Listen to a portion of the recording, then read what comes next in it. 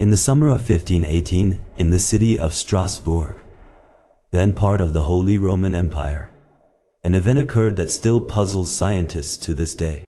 On an ordinary day, a woman named Frau Trophia went out into the streets and began to dance. It was not a celebratory dance or an expression of joy, but a strange frenzied dance, as if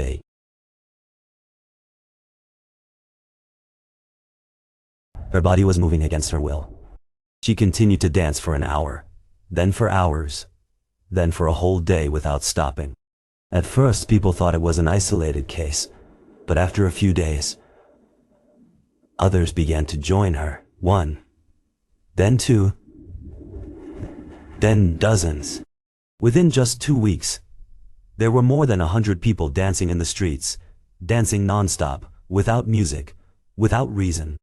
As time went on, the phenomenon turned into a disaster. Some dancers began to fall to the ground, not just from exhaustion, but from heart attacks, strokes, extreme fatigue, even death. The authorities were baffled, but the decision they made matters worse.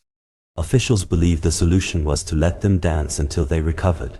So musicians were brought in, dance platforms were set up, and even people were hired to accompany the afflicted, but the result was terrifying. The number of dancers increased, and the number of deaths rose. On some days, it was said that 15 people were dying daily. People were screaming and crying, but they couldn't stop, as if an invisible force was controlling their bodies.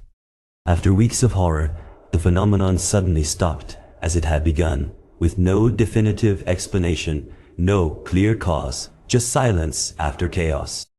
This incident was documented by several historians of that era, and later by historians and researchers like John Waller, who studied it in depth in modern times. As for the explanations, they remained mere theories: poisoning by ergot in bread, mass hysteria, severe psychological and religious pressure, or an unknown neurological disease. But no single theory could explain everything that happened.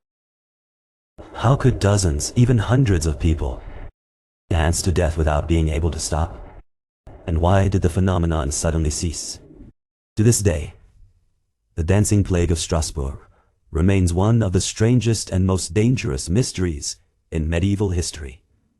A true documented story that straddles the line between science and the unknown.